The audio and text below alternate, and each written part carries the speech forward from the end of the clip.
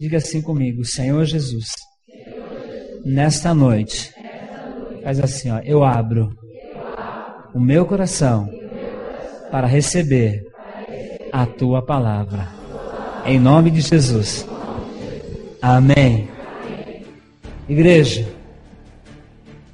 quando no ano de 1998 nós pastoreávamos ali na Catedral da Bênção, ao lado do pastor Adolfo, final de 97 nós recebemos o convite para pastorearmos esta igreja. E foi algo assim difícil para nós, porque nós seríamos arrancados de um lugar e seríamos mudados para um outro lugar, e não tínhamos uma certa expectativa. Mas numa madrugada, orando a Deus, o Espírito de Deus me visitou. E quando nós lemos no livro de Jó, Jó disse que Deus falou com ele, e que a presença de Deus era como um redemoinho. O Espírito de Deus nos visitou em uma madrugada e eu me encontrei numa esquina dessa cidade, deitado no chão. A Bíblia estava no chão e eu estava deitado com os braços abertos, e meu rosto estava plantado no meio da Bíblia, e aquele redemoinho estava sobre a minha cabeça, e aquele vento mexia as folhas da Bíblia, ela batia no meu rosto, e uma voz em espírito me disse: filho meu, atai os feixes, que eu trarei os modos. Filho meu, atai os feixes, que eu trarei os modos. Atai os feixes, que eu trarei os modos, e tornarei a falar contigo.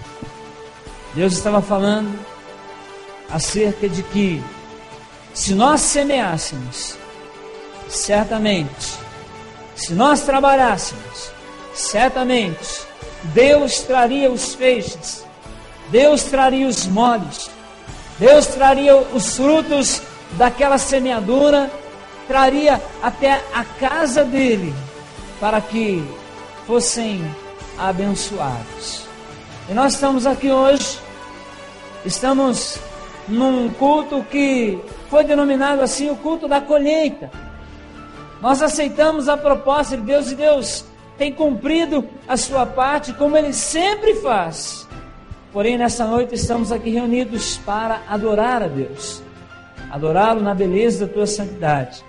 E também temos aqui visitas, e eu quero falar com você que está aqui, e talvez você convidou alguém e não veio a esse lugar, mas não tem problema, porque a Bíblia diz assim, que Jesus disse: ninguém pode vir a mim se o Pai não trouxer. Mas todo aquele que o Pai traz, este vem a mim. E todo aquele que vem a mim, eu não o mandarei embora. Jesus não despede ninguém. Você talvez pode pensar: eu vim para agradar meu filho, para agradar minha esposa, para agradar meu amigo, para agradar meu vizinho. Mas eu quero dizer para você que não foi nada disso que trouxe você até aqui. Que muitas pessoas pensaram em estar nesse lugar nessa noite. Algumas ficaram presas pelo jogo, outras ficaram presas pelas circunstâncias, mas você conseguiu vir até esse lugar. Eu quero dizer que cada pessoa que está visitando, ou cada um que está aqui, tem sido alvo das nossas orações.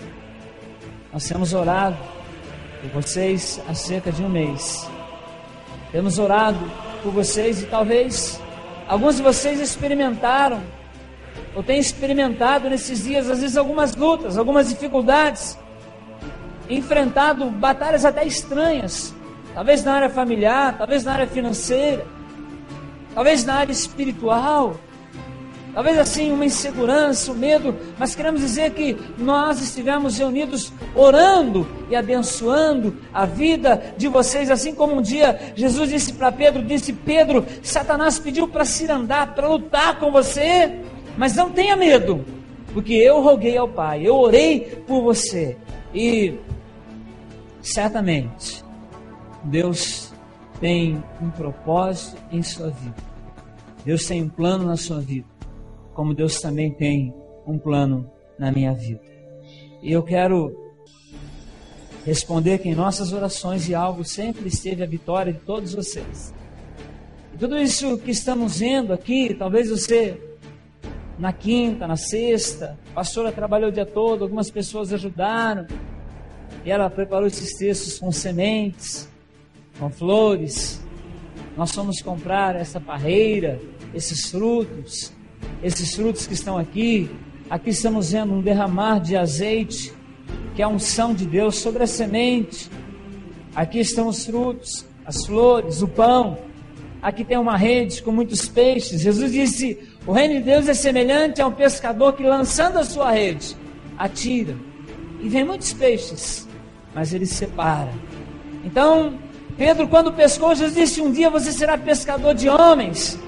E Pedro, quando prega a palavra, 3.000 almas vêm para o Senhor Jesus. E tudo isso é sinônimo de abundância, é sinônimo de prosperidade, é sinônimo de alegria, é sinônimo de bênção. E as festas em Israel era considerado o povo de Deus. E hoje nós somos também filhos de Deus. Como? Deus disse assim: os que nascerem de Abraão, vocês vão fazer uma marca, que seria como operação de fimose, seria a circuncisão. Aqueles eram considerados filhos de Deus.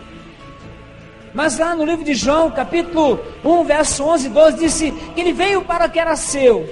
Os seus eram os judeus, os filhos de Deus eram só os judeus.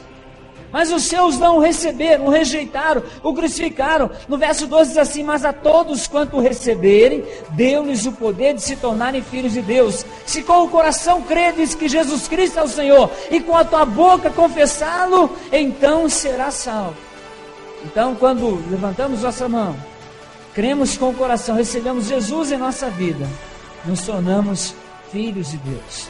E os filhos de Deus, a nação de Israel, na época da colheita eles cantavam, eles dançavam, eles celebravam. Os servos recebiam liberdade, havia alegria. Quando os lagares enchiam de uva, eles pisavam e o suco transbordava. Quando havia a colheita do trigo, quando havia a colheita do azeite, quando havia a colheita da tâmara, isso era sinônimo de prosperidade, de alegria, porque eles reconheciam que Deus havia abençoado. Então, o propósito nosso desses dias foi orar por suas vidas, para que vocês sejam prósperos, felizes e abençoados. E também, no livro de Gênesis conta a história de um homem chamado Jacó. E Jacó, ele usava muito o método da visualização para ser abençoado. Quando Jacó, ele fazia um trato com o sogro dele, ele falava assim: as ovelhas que nascerem malhadas serão minhas. Ele ia lá e no coxo onde as ovelhas iam beber, ele colocava varas na frente, ele enchia de malha aquelas varas. E as ovelhas começavam a olhar para aquilo, e quando nasciam as ovelhinhas, nasciam todas malhadas, mais fortes nasciam malhadas. Aí o sogro dele via que ele estava sendo muito próspero, abençoado. O sogro dele falava assim: olha, agora as malhadas vão ser minhas, as riscadas vão ser suas. Ele ia lá, ele colocava varas riscadas, e as ovelhas iam beber e ficavam olhando para aquelas canas riscadas, e nasciam ovelhas listradas. Então tudo isso é sinônimo. Um pescador, quando tirava a rede e vinha muitos peixes, era sinônimo de prosperidade. Ele ia ter o peixe para vender, ia sustentar a sua família. Um vinicultor, quando ele ia colher e havia muitos, eu me lembro quando era criança, o meu avô tinha um lugar separado e fechado, acadeado, para que ninguém mexesse nos cachos de uvas enquanto estivessem verdes. Mas era uma coisa linda. Então é sinônimo de alegria, de prosperidade. Ele cortava nas épocas das festas e a gente tinha nas mesas. Então tudo isso é sinônimo daquilo que Deus quer para a vida do homem, Deus quer para a vida da mulher, Deus quer para a família. Mas nesta noite chega de explicação, e eu quero ver o texto que nós lemos nesta noite. Jesus Cristo, hoje Ele é o seu advogado. O Evangelho, ou melhor, na carta de João, diz assim, que nós temos um advogado que intercede por nós. Diz que se nós confessarmos nossos pecados, Ele é fiel e justo para perdoar nossos pecados e nos purificar de toda injustiça e de toda iniquidade. A Bíblia diz que sem derramamento de sangue não há remissão de pecados, mas o sangue de Jesus foi derramado para que os nossos pecados fossem perdoados. Jesus é o nosso advogado. Jesus Cristo, Ele é o médico por excelência, porque Ele disse, Ele não era egoísta, Ele disse, aquele que crê em mim fará as obras que eu faço e as fará maiores do que essa. Um dia Ele entrou na casa da sogra de Pedro e ela estava ardendo de febre. Febre naqueles dias era sinônimo de morte. E Ele pôs a mão sobre a sogra de Pedro e a Bíblia diz que na mesma hora a febre saiu. Ele disse, aquele que crê em mim fará as obras que eu faço e fará maiores do que essa. E Ele disse, porão as mãos sobre os doentes e eles serão curados em meu nome. Então no nome de Jesus, Ele pode nos curar. Temos visto com os nossos olhos, temos ouvido com os nossos ouvidos testemunhos tremendos de cura, porque Jesus Cristo é o mesmo de ontem, de hoje e será eternamente, como diz o livro de Hebreus capítulo 13, verso 8, Ele é o mesmo de ontem, de hoje e o será eternamente. Jesus é o mesmo, Ele não muda. E Ele disse, onde vocês estiverem reunidos no meu nome, eu estarei no meio de vocês. Por isso eu não tenho medo de errar, de que Ele está aqui no nosso meio, sondando o coração de cada pessoa, esquadrinhando o rim, a necessidade de cada pessoa. E Ele é o médico por excelência. Ele é o nosso advogado. Ele é o nosso médico. Mas Ele é a fonte da necessidade de tudo aquilo que nós precisamos. Ele está pronto a nos abençoar, a nos socorrer, mas Ele foi mais além. Ele diz assim, já não vos tenho chamado servos, mas vos tenho chamado amigo, porque o servo não sabe aquilo que o seu Senhor quer fazer, mas o amigo sabe todas as coisas. E é por isso que a palavra de Deus tem se tornado viva, e nós temos entendido a palavra, temos sentido a palavra, temos experimentado a palavra. Muitas pessoas têm pregado uma palavra morta, lendo um ritual, celebrando um ritual, simplesmente, mas não tem vida. Mas Jesus disse, não vos tenho chamado servo, mas vos tenho chamado amigos. E Ele foi mais além. Ele nos chamou de irmãos. Ele sempre prometeu que nunca nos desampararia. Ele disse, não vos deixarei órfãos. No momento sequer você está sozinho, porque Jesus prometeu que estaria com você, que estaria comigo, que estaria conosco. E sabe o que é mais lindo? Lá em João 17:20 está escrito que Jesus orou por você, que Jesus orou por mim, que Jesus orou por nós. Como, pastor? Sim, quando Ele ora para os discípulos, lá no capítulo 17 de João, no verso 20, Ele ora pelos discípulos, mas Ele diz assim, Senhor, oro também por aqueles que por causa da Tua palavra hão de crer em mim. Oro também por aqueles que por causa da Tua palavra hão de crer em mim. Por causa da palavra de Deus, eu creio em Jesus Cristo e eu recebo a oração de Jesus. Ele orou por mim. Ele orou por você. Se você crê na palavra de Deus, Ele orou por você. O próprio Jesus orou por você e te abençoou, porque Ele tem planos e propósitos para a sua vida e para mim. Ele é muito mais do que você pode imaginar. Mas nem sempre foi assim. Hoje Jesus é nosso advogado, nosso médico, nosso juiz, nosso rei. Mas um dia Jesus Cristo foi o meu e foi o seu representante. Um dia Jesus recebeu uma procuração onde Ele representaria a minha vida e representaria a sua vida. Por isso Ele sabe muito bem das suas necessidades, sabe muito bem das minhas necessidades, sabe muito bem o que você precisa, sabe muito bem do que eu preciso. Ele vê todas as coisas, entende todas as coisas, conhece todas as coisas. Seja você um velhinho, seja você uma criança, Ele sabe e conhece todas as coisas, porque um dia Ele foi o teu representante legal. Um dia Ele foi o meu representante legal diante de Deus. E foi o dia da crucificação. Foi o dia em que você merecia estar lá. Foi o dia em que eu merecia estar lá. Mas Jesus me representou. Jesus te representou. E depois disso, nenhum homem jamais seria o mesmo. Depois desse momento, nenhum homem jamais seria o mesmo, porque agora todos os homens de todas as línguas, tribos, povos, nações experimentariam ou conheceriam o perdão de Deus através de Jesus Cristo. Hoje alguém disse assim, no final de semana passada também eu pude ver que esse filme que está passando, A Paixão de Cristo, bateu recordes novamente. Bilhões de pessoas têm assistido. Jesus disse: o Evangelho do Reino será pregado a todas as nações, então virá o fim. Podemos entender que talvez este seja também um caminho para que muitas pessoas conheçam. E desde o pastor Azarfo Boba disse que ele esteve no Japão. Muitos dizem, sei lá, um país incrédulo, mas ele foi lá no interior do Japão, numa cidadezinha, em uma igrejinha simples, e quando ele entrou, esse mesmo louvor, essa mesma adoração, essa mesma manifestação, o poder de Deus acontecendo do mesmo jeito naquele lugar, porque a palavra de Deus tem sido pregada, o Evangelho do Reino tem sido anunciado, não uma religiosidade, não uma ritualidade, mas a palavra de Deus.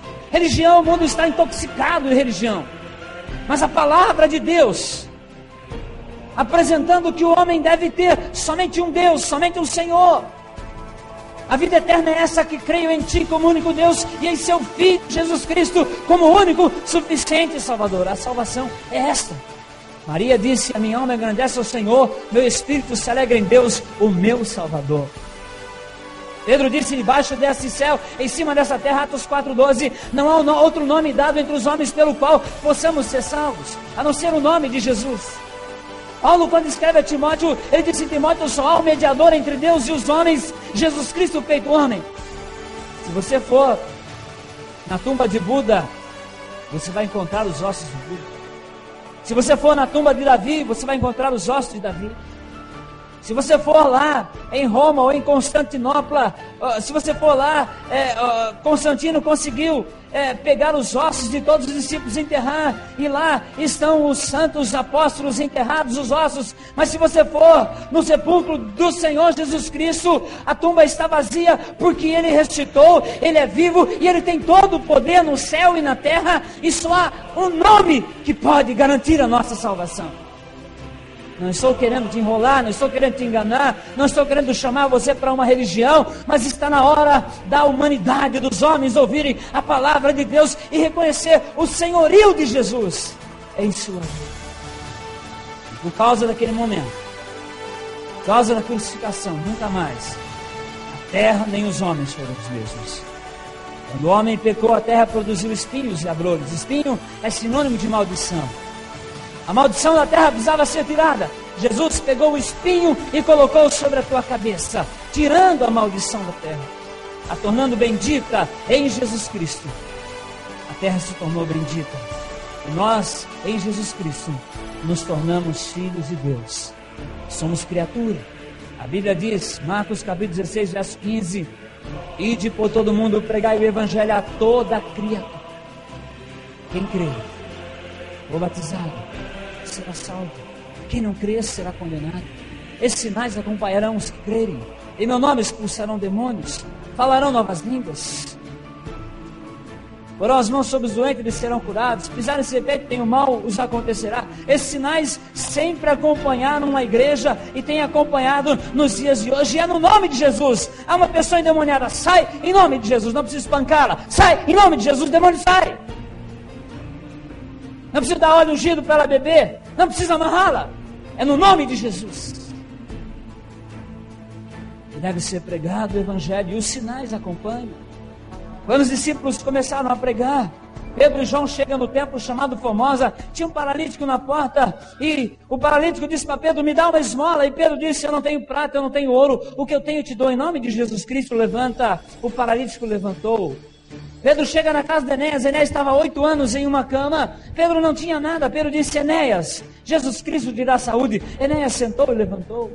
Pedro chega na casa de Dorcas. Dorcas havia morrido, e Pedro toma pela mão e levanta Dorcas, ressuscita Dorcas, e os sinais acompanharão aqueles que creem. Estamos pregando a palavra. O sinal pode acontecer na tua vida.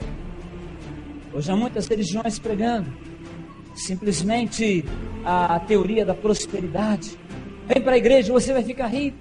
daí que você vai ganhar aquilo. Mas está na hora de nós entendemos, reconhecemos Jesus Cristo como o Senhor da nossa vida. Ele haveria de experimentar tudo o que nós iríamos enfrentar. E depois de vencer, ele disse: eu venci, e vocês também venceram. Eu venci, e vocês também venceram. Eu triunfei, e vocês também vão triunfar. Mas Jesus Cristo, a crucificação, aquilo que era chamado em um outro evangelho do espetáculo da crucificação. Os romanos eram expertos em crucificação. Eles entendiam muito de judiar de pessoas. Eles conquistavam nações, escravizavam as nações, e qualquer pessoa que se rebelasse ou desse assim entender que iria tomar o lugar daquele rei, daquela pessoa, passava por torturas terríveis. E a crucificação era a pior. Era pior. Quem passava pela crucificação era somente pessoa que era indigna de qualquer outra coisa, era a pessoa que possuía os piores pecados, os piores falhas, os piores erros que qualquer homem ou qualquer pessoa poderia enfrentar. Eles eram treinados na crucificação. Os cristãos do primeiro século, eles eram o divertimento dos romanos no final de semana. Hoje muitos vão aos campos de futebol, mas naquele tempo eles iam nas arenas. E nas arenas os cristãos eram jogados para as feras os devorarem. Os cristãos eram lançados e cada vez um ficava pensando: qual o espetáculo que eu posso melhorar a semana que vem? Eu já sei, vou soltar 4 leões e vou amarrar 4 cristãos. E eles aplaudiam de ver o sangue derramando. Como eu posso melhorar o espetáculo? Já sei, vou pegar as mulheres grávidas e vamos colocar na arena para os leões. E os leões com a unha rasgavam a barriga e saía com o feto balançando de pessoas, de cristãos, de pessoas que criam em Jesus. Eles eram expertos na teoria de judiar, de massacrar, de humilhar os cristãos. Nero incendeia Roma e a culpa recai sobre os cristãos. O ódio da humanidade é derramado sobre aqueles que se diriam seguidores de Cristo, aqueles que se diziam servos do Senhor. Era um prazer, era alegria para eles. Mas antes disso tudo acontecer, ali, naquela cruz, havia alguns tipos de pessoas participando do espetáculo da crucificação, conhecendo o espetáculo da crucificação. Por isso que Jesus sabe muito bem da sua necessidade, da minha necessidade, do seu problema, da sua dificuldade. Como diz no livro de Isaías 53, Ele tomou sobre si as nossas iniquidades. Pelas suas pisaduras nós somos sarados. Por causa dele ser moído, nós somos sarados. E eu quero falar de alguns grupos que participaram da crucificação. Primeiro grupo, a multidão. A multidão sempre estava junto de Jesus. Certa vez Jesus sobe no monte e a multidão rodeia Jesus pelos milagres que ele faz. A multidão tinha fome e Jesus pega um cesto e multiplica pães e multiplica peixes e sacia a fome da multidão. E a multidão falava: temos um rei, vamos aclamar o rei. E Jesus entendeu que eles diziam aquilo só porque Jesus estava dando pão e estava dando peixe, ou seja, ele resolve os nossos problemas. Então começaram a gritar que ele era um rei, e Jesus começou a dizer assim: eu sou o pão vivo que desceu do céu. Aquele que não comer da minha carne não poderá vir ao Pai.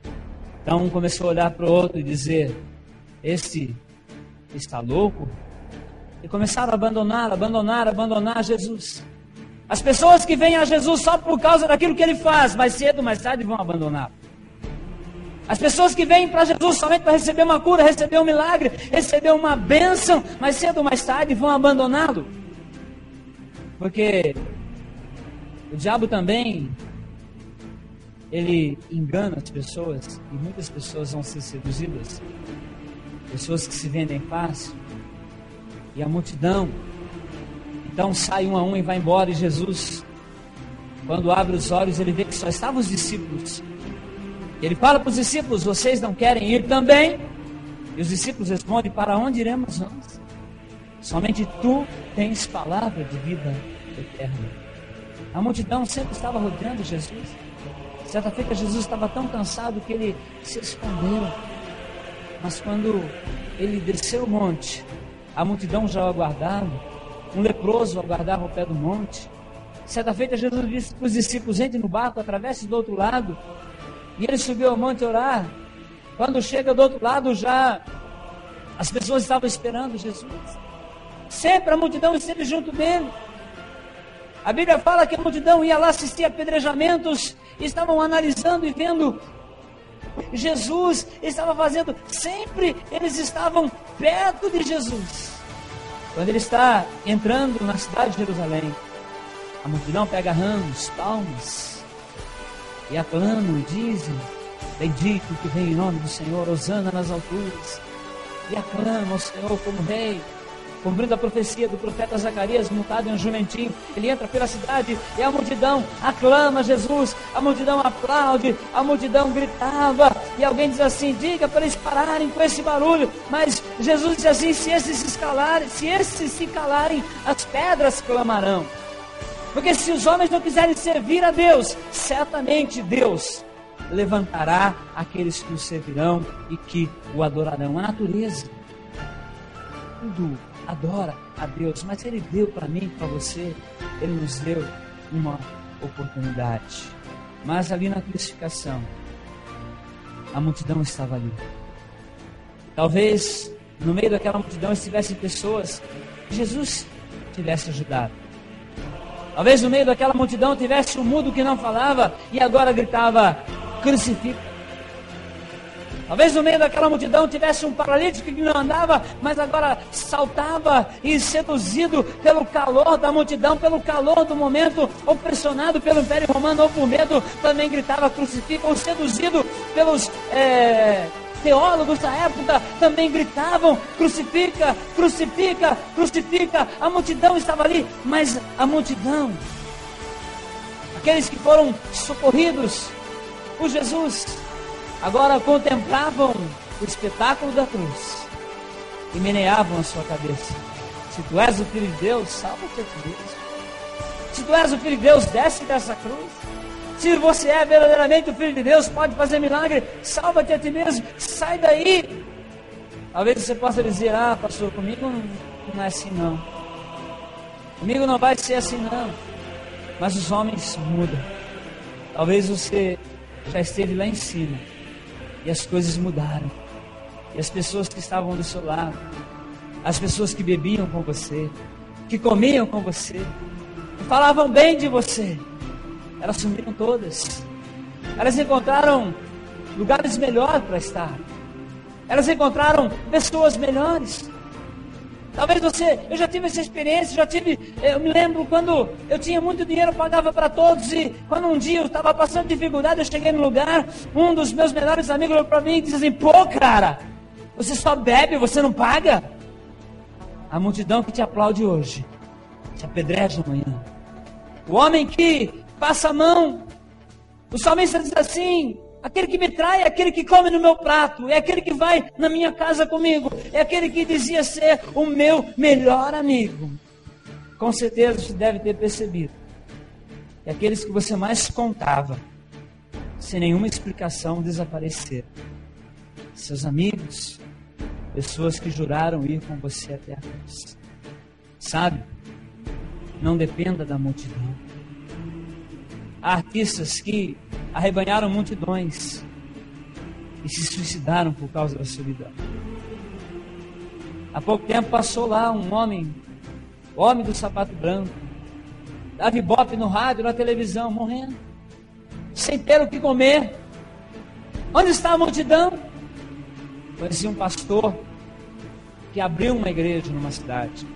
Hoje essa igreja tem 10 mil membros e morreu há uns anos atrás, morando no fundo de uma casinha, precisando de pessoas que o banhassem. Por muitas vezes ele dormia sujo, porque a multidão era interesseira. E ali estava a multidão contemplando Jesus. Cada um preocupado com os seus próprios problemas.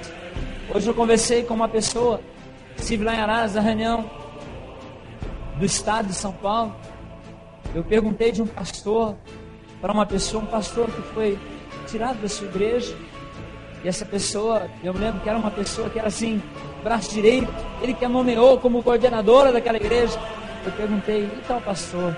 Ela disse, sim, agora tem um pastor lá assim, ó. Coitado, né? Ele foi tão bom para nós construir essa catedral aqui, mas tem um pastor assim. Nós somos mais julgados pelos nossos erros do que por aquilo de bom que nós fazemos. A multidão rejeita Jesus.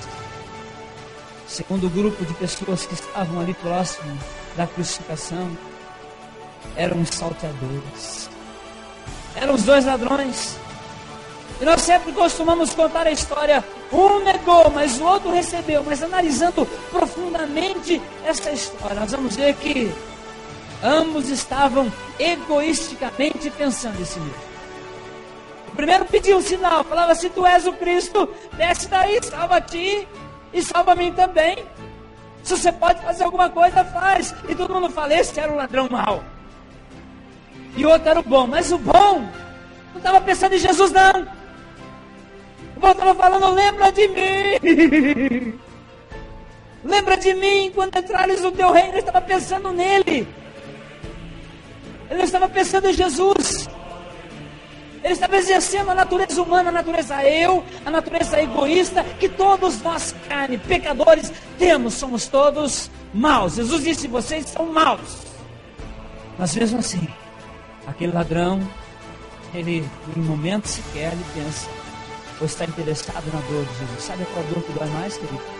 A dor que dói mais é minha, não é a sua, não. Se cair um tijolo no seu dedão e cair um tijolo no meu dedão, o meu dedão vai doer. Eu posso ficar triste com você. Talvez você é um funcionário meu, você não vai poder trabalhar, eu vou ficar chateado. Dias aconteceu um acidente na casa do irmão, e ele estava fazendo um serviço para uma família. Quando eu cheguei lá, ele disse assim, nossa, meu patrão disse assim para mim, fica tranquilo, posso ficar uns dias em casa, arrumar um serviço aqui e voltar para lá. Depois fiquei sabendo que no outro dia o patrão já mandou ele embora. As pessoas vivem pensando em si mesmas, as pessoas vivem egoisticamente. Quando a Bíblia diz que todos pecaram, não adianta eu querer falar que eu não pequei, porque eu sou pecador, você é pecador, nós somos pecadores, todos são pecadores. Não teve um ladrão bom, mas teve um ladrão mais interessado do que o outro. Um dizia, salva-te, salva nós. Outro dizia, lembra de mim. E Jesus, na sua misericórdia, disse, em verdade eu te digo. Jesus não olhou para o egoísmo daquele. Jesus disse, não, em verdade eu te digo que hoje mesmo estarás comigo no paraíso. Esta era o segundo grupo de pessoas que estavam ali. Terceiro grupo de pessoas, os religiosos, os que fizeram seminários, os que estudaram teologia, aqueles que conheciam todas as profecias. Eles sabiam que as profecias estavam se cumprindo em Jesus. Eles sabiam no fundo que Jesus era o Messias, que Jesus era o Senhor. Mas o egoísmo, eles diziam, como pode vir alguma coisa boa da Galileia? Pode vir alguma coisa boa de Decápolis, das 10 cidades mais pobres de Israel? Pode vir alguma coisa boa da Galileia? Nós somos de Jerusalém, nós fizemos a faculdade, nós estudamos teoria, nós conhecemos as epístolas, as cartas, nós conhecemos Dom e Dom, eu conheço, mas não tem poder, não tem sinal, não tem vida, não tem revelação da palavra de Deus. Estavam os religiosos, os ritualistas estavam ali assistindo a crucificação. Eles sabiam, mas o ódio deles era muito grande, porque como pode? As pessoas deixam as sinagogas quentes, os bancos, e vão assentar na relva para ouvir um filho de um carpinteiro pregar. Como pode um filho de um carpinteiro ter mais ibope do que eu? Como pode? As pessoas deixam aqui as igrejas e vão lá ver um homem pregar na praia, sentar na areia, ouvir a palavra, mas eles mesmo diziam que ele pregava como quem tinha autoridade. Ele sabia o que estava falando, ele sabia o que estava pregando. Muitas pessoas têm religião, pregam, dizem que pregam a Bíblia, mas não pregam a Bíblia, porque a Bíblia condena a idolatria, a Bíblia manda orar por enfermo, a Bíblia, tantas verdades que estão na Bíblia, mas os religiosos preferem ocultar, porque o governo apoia, porque cada quarteirão que abre ganha uma praça, porque cada lugar que vão tem uma porta aberta. Preferem ocultar. Os religiosos estavam vendo o massacre, estavam vendo o escárnio, estavam vendo o Senhor sendo morto, mas eles diziam entre si: precisamos eliminar esta ameaça. Precisamos eliminar esta ameaça. Quando a igreja começa a crescer, o diabo começa a colocar na mente de pessoas: precisamos eliminar esta ameaça. Precisamos eliminar essa ameaça. Mas a igreja é o próprio corpo de Cristo. Da mesma maneira que foi açoitado, que foi perseguido, ela continua em pé, sendo aquela que traz a verdade. E a verdade permanece. A vontade, a mentira não permanece. Religião não salva. A igreja é lugar de encontro com Deus, mas primeiro é lugar de confronto. A multidão foi embora, só ficaram os discípulos. Os religiosos. Precisamos eliminar esta ameaça. É Roma que vai pensar de nós. Não podemos ser outro além de César. Além do mais, temos a nossa liberdade, temos o nosso imposto. Não podemos resistir às palavras desse homem. Ele fala como quem tem autoridade e também o desprezado. Aqueles que conheciam, desprezavam Jesus. Quarto grupo, Jesus, na hora da maior agonia, exclama: tenho sede, tenho sede. E ouve-se um burburinho, ouve-se um barulho ao pé da cruz. Puxa vida, finalmente alguém está interessado em mim. Finalmente alguém ouviu: tenho sede. Tenho sede. Um soldado se movimenta, vai até um lugar, molha uma esponja. Jesus, a sua língua se enche, a sua saliva, o resto de fôlego. Ele olha para baixo, pelo menos da água. E de repente, alguém pega uma esponja e põe na boca de Jesus. E quando aquela esponja cai nos lábios de Jesus, nas feridas, nos cortes, nos dentes moles, na dor, quando aquilo cai na boca de Jesus, ele grita: ai! E cospe vinagre, vinho e fel. Ouve-se debaixo da cruz.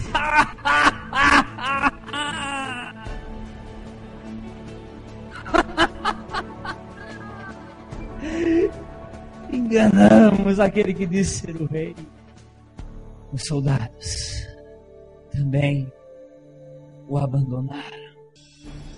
Os soldados também o deixaram. Parecia bênção, mas era engano, era maldição. Infelizmente, na hora em que nós estamos sedentos, na hora em que nós estamos necessitados, na hora em que nós precisamos de socorro, é a hora que muitas pessoas nos enganam. É a hora que muitas pessoas nos levam em qualquer lugar. É a hora que aceitamos qualquer benzimento. É a hora que aceitamos qualquer palavra, aceitamos qualquer coisa. É a hora que muitos são levados a fazer tantos pactos malignos, entregar a sua alma até para o próprio diabo sem saber. É na hora da maior dor, na maior dificuldade, na hora dos problemas, que, como diz um ditado, quem está morrendo afogado segura até em fio de alta vantagem. E muitas pessoas nessa hora, e na hora de maior dor, parecia bênção, parecia água, mas era vinagre, vinho e fel.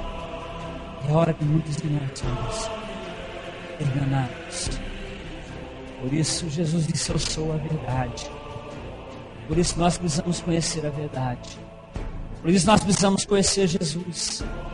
Uma pessoa disse: nossa, eu vim para a igreja, eu saí do primário, eu estou fazendo a faculdade, porque hoje eu conheço, nossos filhos conhecem, de 6 anos conhecem os livros da Bíblia do início ao final, conhecem a história de Jesus, de José, conhecem a história de Maria, conhecem a história de Moisés, de Sansão, de Gideão, porque nós temos pregado a palavra, a Bíblia, e temos pregado a verdade. Não temos vivido simplesmente com ritualismo, ou você faz isso que resolve o seu problema. Não, a palavra que eu vos tenho dito é espírito e é vida. E conhecereis a verdade vos libertará. O que arde é o que cura, o que aperta, o que segura. E Jesus, ele nos manda pregar a palavra. E a verdade é essa: Jesus Cristo é o único Senhor. Mas ele estava ali me representando. Ele estava ali te representando. Ele sabia que tentaria nos enganar. Também tinha um outro propósito. Era de que Jesus ficasse anestesiado. Era que Jesus ficasse bêbado. Para Satanás dizer depois: como você pode dizer que você pagou o preço se você foi anestesiado? Imagine Jesus bêbado na cruz. Eu sou ferido.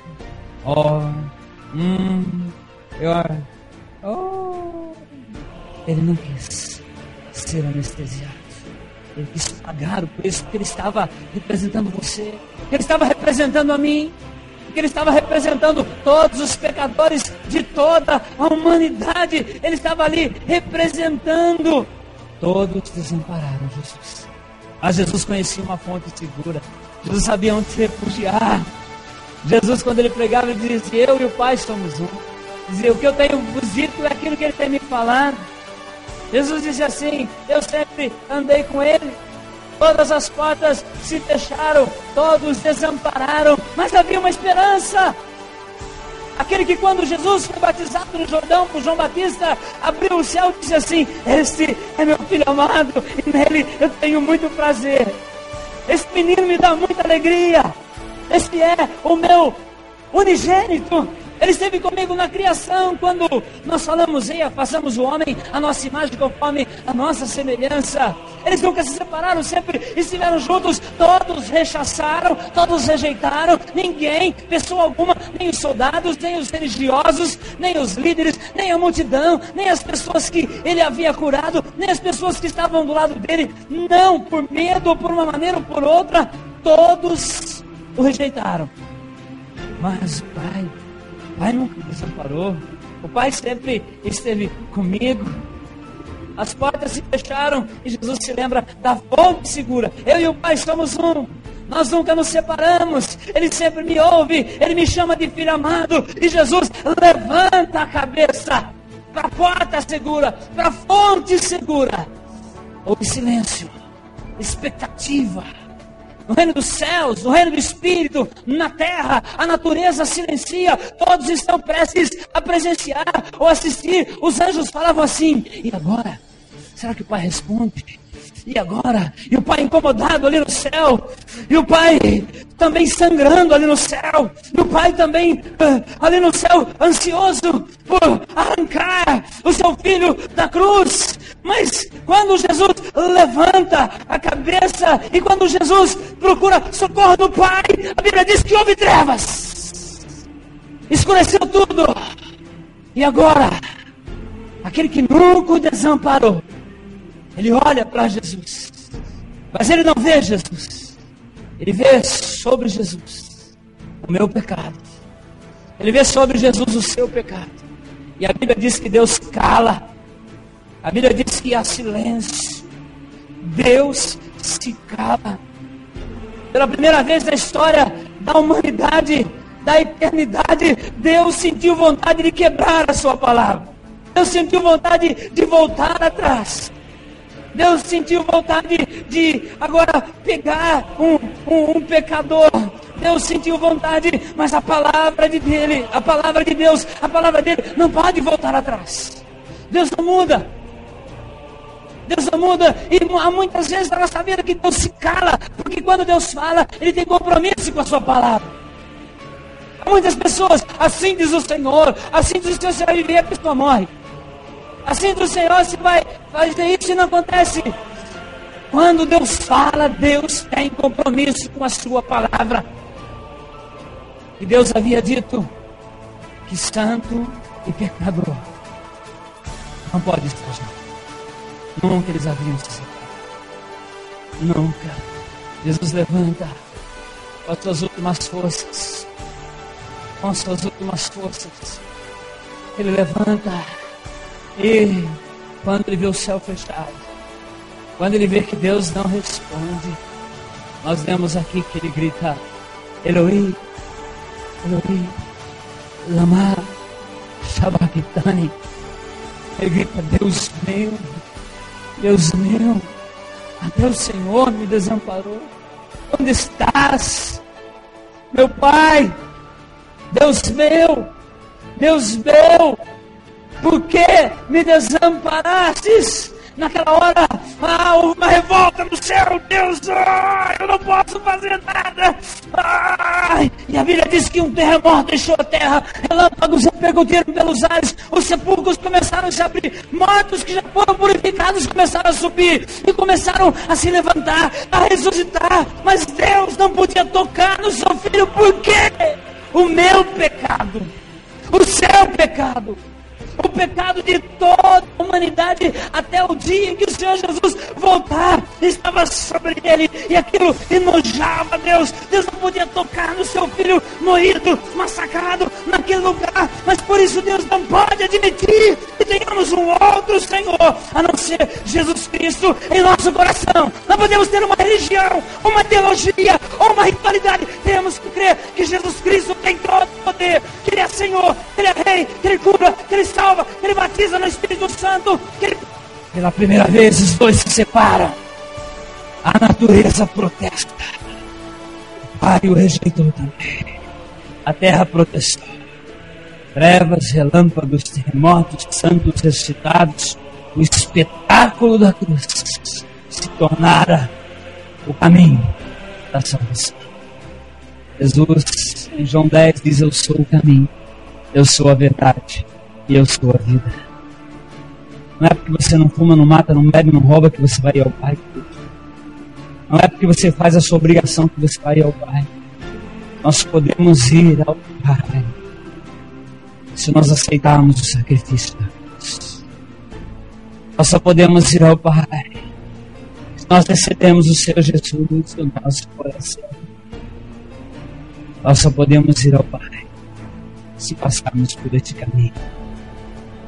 A igreja, a noiva, o Espírito Santo tem avisado que mais hora menos hora a noiva será tirada. A noiva que foi comprada com o sangue do Senhor será tirada desta terra. Jesus irá buscar a sua igreja. Poderíamos continuar aqui a falar da ressurreição, mas nós precisamos aceitar o sacrifício da cruz. Se você ainda não recebeu Jesus, o faça agora. Diga: Senhor Jesus, perdoa todos os meus pecados e escreve o meu nome no livro da vida. Eu te recebo em meu coração como único, verdadeiro e suficiente Salvador.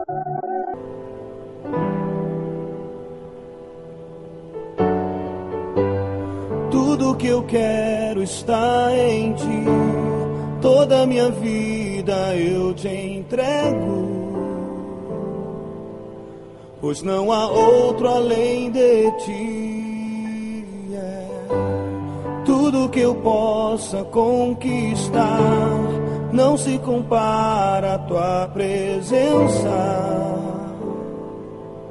nem ao prazer de te adorar. Dias vêm, dias vão, e em meu coração só aumenta o desejo de te encontrar. Agradecido eu sou pelo que já recebi, mas não estou satisfeito. Eu quero mais te conhecer, em te conhecer. Este é o alvo da minha vida, Senhor. Te conhecer e prosseguir em te conhecer é tudo que eu quero pra minha vida, Senhor. Tudo que eu quero está em ti, toda a minha vida eu te entrego, pois não há outro além de ti. Tudo que eu possa conquistar não se compara à tua presença, nem ao prazer de te adorar. Dias vêm, dias vão, e em meu coração só aumenta o desejo de te encontrar. Agradecido eu sou pelo que já recebi, mas não estou satisfeito. Eu quero mais te conhecer e prosseguir em te conhecer. Este é o alvo da minha vida, Senhor.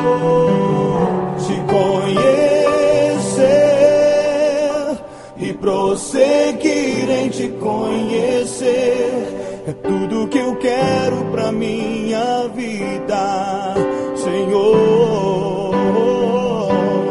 Eu quero te ver como nunca te vi, tocar-te, sentir tuas mãos me tocar. Podes fazer em mim o que tens que fazer. Quero ser segundo teu coração, te conhecer e prosseguir em te conhecer. Este é o alvo da minha vida, Senhor. Te conhecer e prosseguir em te conhecer é tudo que eu quero pra minha vida, Senhor.